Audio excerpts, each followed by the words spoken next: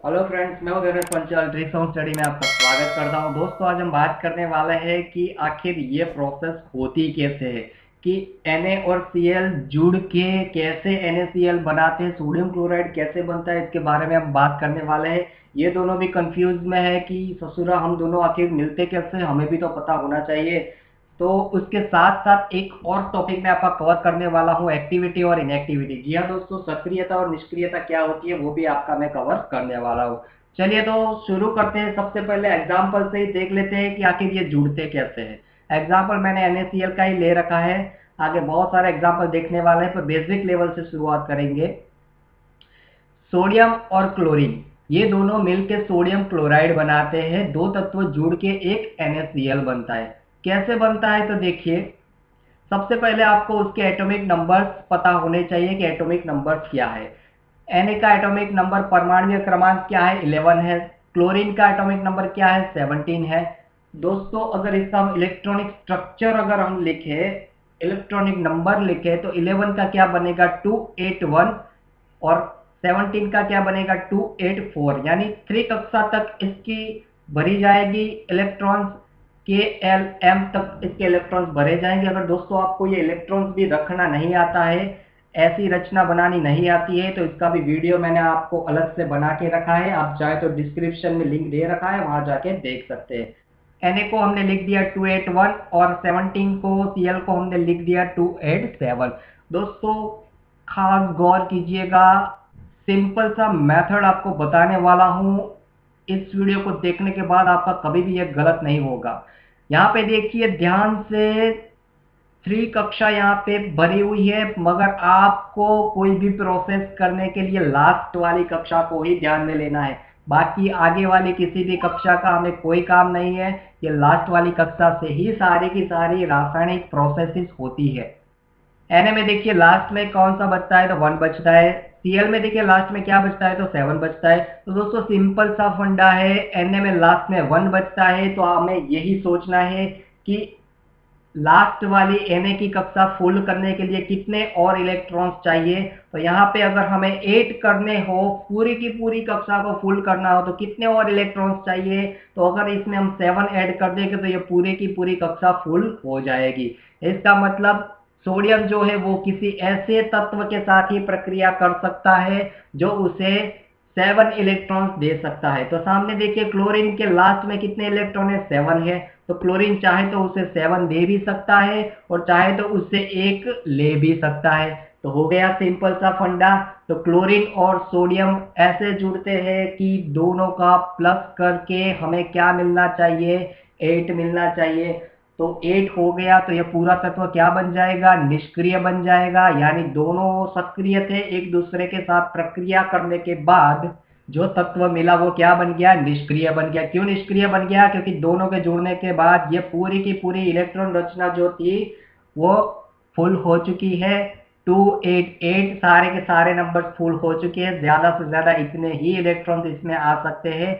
एक और बार दोहराता हूं, सोडियम की कक्षा फुल करने के लिए कोई सामने वाले तत्व के पास उतने ही इलेक्ट्रॉन होने चाहिए जितने सोडियम को चाहिए, या तो सोडियम उसे दे सकता है। तो यहाँ पे देखिए, इसे 7 मिल जाए तो ये 8 हो जाएंगे, यानी फुल हो जाएगी कक्षा। अगर इसे 1 मिल जाए तो ये भी 8 हो जाएंगे, ये भी फुल हो जाएगी कक्षा। ये तो पूरा क्या बन जाएगा, निष्क्रिय बन जाएगा। तो सिंपल सा मेथड है दोस्तों। बहुत सारे एग्जाम्पल मैं आपको बताने वाला हूँ। टफेस्ट एग्जाम्पल भी लेने वाला हूँ जो बहुत बार एग्जाम में पूछे जाते हैं। दोस्तों, कॉन्सेप्ट इज पावर। कॉन्सेप्ट आपका क्लियर होना चाहिए। कॉन्सेप्ट क्लियर होगा तो कोई भी एमसीक्यू आप एग्जाम में सॉल्व कर सकेंगे। चलिए गोल्डन स्टेटमेंट देख लेते हैं कि आपको एक्टिवेशन और डीएक्टिवेशन कैसे चूज करना है, कि कैसे आपको समझना है कि किसे कहते हैं। तो देखिए यहाँ पे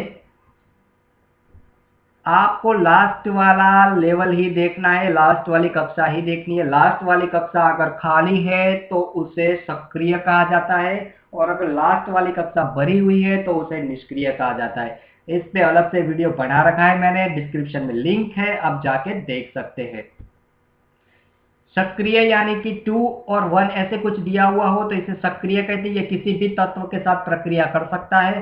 2 और 2 हो, इसे भी सक्रिय करते हैं। 2 और 3 हो, 2 और 4 हो, 5 हो, 6 हो, 7 हो। 7 तक सारे के सारे तत्व सक्रिय है, किसी के भी साथ आसानी से प्रक्रिया कर सकते हैं। मगर लास्ट वाली कक्षा मान लीजिए कि पहली कक्षा 2 हो तो उसे निष्क्रिय कहा जाता है, इसके बाद अगर 8 हो तो उसे भी निष्क्रिय कहा जाता है। बाकी पीछे कितनी भी बड़ी लंबी लाइन लगी हुई हो, 2 8 8 8 8 कितनी भी लंबी लाइन हो, वो सारे के सारे निष्क्रिय तत्व कहे जाते हैं। जैसे कि ये देखिए यहाँ पे ये 2, तो ये पूरा का पूरा निष्क्रिय है, क्योंकि पहली जो कक्षा होती है उसमें ज्यादा से ज्यादा 2 इलेक्ट्रॉन्स ही आते हैं। बाकी दूसरी कक्षा में ज्यादा से ज्यादा 8 इलेक्ट्रॉन आते हैं, तो ये भी निष्क्रिय। तीसरी कक्षा में ज्यादा से ज्यादा 8 इलेक्ट्रॉन आते हैं, तो ये भी निष्क्रिय। तो ऐसे सारे तत्व जो होते हैं उसे क्या कहा जाता है? निष्क्रिय कहा जाता है, जिसकी कक्षा पूरी की पूरी फुल हो गई हो। इन गोल्डन स्टेटमेंट्स के स्नैपशॉट ले लीजिएगा दोस्तों, बहुत काम आएंगे आपको। एग्जाम में नोट्स बनाने की भी जरूरत नहीं पड़ेगी मेरे वीडियोस को देखकर। एग्जाम्पल नंबर 2 देख लेते हैं। हार्ड वाला एग्जाम्पल लिया है मैंने, MgCl2 कैसे बनता है। दोस्तों यहाँ पे देखिए MgCl2 यानी कि एक मैग्नीशियम है और 2 क्लोरीन है, तो यहाँ पे हमें Mg प्लस 2 क्लोरीन लेने पड़ेंगे। तो यहाँ पे मैंने 2 बार Cl और Cl लिख रखा है। इसकी प्रक्रिया कैसे होती है ये देख लेते हैं। Mg का एटॉमिक नंबर है 12 और Cl का एटॉमिक नंबर है 17। दोस्तों यहाँ पे मैंने 2 बार 2 टाइम्स मैंने Cl ले रखा है, तो यहाँ पे हमें 17 को 2 टाइम्स हमें काउंट करना पड़ेगा, यह आपको खास ध्यान रखना है। मैग्नीशियम की अगर हम इलेक्ट्रॉन रचना लिखे तो 282 हो जाएगी, क्लोरीन की अगर लिखे तो 287 हो जाएगी। देखिए यहाँ पे दोस्तों मैग्नीशियम कितने इलेक्ट्रॉन दे सकता है, तो मैग्नीशियम सिर्फ 2 इलेक्ट्रॉन दे सकता है। मगर क्लोरीन कितने लेने के लायक है, तो क्लोरीन को सिर्फ एक ही इलेक्ट्रॉन चाहिए, इसीलिए MgCl2 बनता है। कमाल का कॉन्सेप्ट लेके आया हूं मैं।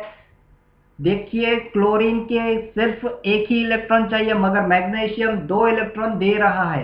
इसका मतलब क्या हुआ कि यहाँ पे 2 क्लोरीन लिए गए, ये 2 मैग्नीशियम के इलेक्ट्रॉन उसमें से एक इस वाले क्लोरीन को जाते हैं और एक इलेक्ट्रॉन जो बचा वो नीचे वाले क्लोरीन को मिलते हैं। ऐसे जाकर क्लोरीन की पूरी जो कक्षा होती है वो फुल हो जाती है। ऐसा करके यहाँ पे क्या बन जाता है, तो 288 पूरी की पूरी कक्षा फुल हो जाती है ना। कमाल की ट्रिक।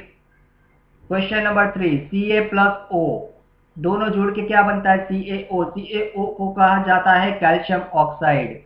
अगर ऐसे नाम भी आपको नहीं याद रहते हैं कि इसे क्या कहा जाता है, तो उसका भी वीडियो मैंने अलग से बना रखा है, डिस्क्रिप्शन में लिंक है, आप जाके देख सकते हैं। चलिए देख लेते हैं कि कैल्शियम का एटॉमिक नंबर क्या है। तो कैल्शियम का 20 है, उसे कैसे लिखा जाता है? तो 288 और 2। ऑक्सीजन का एटॉमिक नंबर क्या है? 8 है, उसे कैसे लिखा जाता है? तो 2 और 6। यहाँ पे देखिए लास्ट वाला नंबर देखिए 2 है, तो इसे कितने इलेक्ट्रॉन चाहिए? तो 8 करने में कितने चाहिए? तो 6 चाहिए। तो ऑक्सीजन उसे 6 दे सकता है, जी हाँ दे सकता है। ऑक्सीजन के पास 6 है लास्ट वाले में, तो उसे कितने चाहिए? सिर्फ 2 इलेक्ट्रॉन चाहिए। 2 आने के बाद वो पूरा का पूरा निष्क्रिय हो जाएगा, यानी कैल्शियम उसको 2 इलेक्ट्रॉन दे सकता है। तो ऑक्सीजन की कक्षा हो जाएगी पूरी की पूरी 28, और अगर कैल्शियम की देखें तो उसकी हो जाएगी 2886। दोस्तों एक और मजेदार बात आपको बता दूं, आपको कंफ्यूजन ना हो कि आखिर ऑक्सीजन कैल्शियम को देता है या कैल्शियम ऑक्सीजन को देता है, इसके बारे में आपका पूरा का पूरा माइंड क्लियर करने वाला हूं। देखिए यहाँ पे आपको ज्यादा से ज्यादा बड़ी वैल्यू देखनी है। जैसे कि मान लीजिए यहाँ पे ऑक्सीजन में यहाँ पे 6 इलेक्ट्रॉन है लास्ट वाले में, कैल्शियम में 2 इलेक्ट्रॉन है। तो दोस्तों जिसके पास ज्यादा इलेक्ट्रॉन होंगे वो किसी को देता नहीं है, वो सिर्फ लेता है। यानी कि कैल्शियम के पास 2 इलेक्ट्रॉन है और ऑक्सीजन के पास 6, तो दोस्तों ऑक्सीजन कभी भी उसके 6 इलेक्ट्रॉन देगा नहीं, वो क्या करेगा? ये कैल्शियम के 2 इलेक्ट्रॉन खुद के अंदर लेगा। जी हाँ दोस्तों, ये खास बात ध्यान रखना। अगर 4 से कम इलेक्ट्रॉन्स होते हैं, यहाँ पे बाहर की साइड संयोजकता 4 से कम इलेक्ट्रॉन्स होते हैं, तो वो सामने वाले तत्व को सारे के सारे इलेक्ट्रॉन दे देता है। मगर 4 से ज्यादा इलेक्ट्रॉन होते हैं तो वो क्या करता है? सामने वाले तत्व के इलेक्ट्रॉन लेता है, किसी को देता नहीं है, क्योंकि उसे पता है मेरे पास 6 है तो मैं क्यों भला किसी को दूं, मुझे तो चाहिए। ऐसा आपको याद रखना है, ये बहुत बड़ा कॉन्सेप्ट है, बहुत सारे स्टूडेंट को इसमें प्रॉब्लम्स होती है, इसलिए मैंने क्लियर करवा दिया। चलिए तो फटाक से मुझे इसके पूरे के पूरे स्ट्रक्चर के साथ इसका आंसर मुझे आप कमेंट बॉक्स में बताएं, या तो आप अपने रफ पेज में भी करके उसकी फोटो लेके मुझे बता सकते हैं। एग्जाम्पल LICL और CACL2 दे रखा है, इसे सॉल्व कीजिए और मुझे अभी के अभी कमेंट बॉक्स में बताइए। ऐसे ही मेरी कमाल की कॉन्सेप्ट और ट्रिक्स देखने के लिए मेरा यूट्यूब चैनल सब्सक्राइब कीजिए, लाइक कीजिए, शेयर करना ना भूलिएगा। अपने सारे दोस्तों को बताइए कि इतना इजीली आप किसी भी टॉपिक को याद रख सकते हैं ट्रिकी मेथड से। और आप सबको मेरा ये वीडियो देखने के लिए बहुत बहुत धन्यवाद।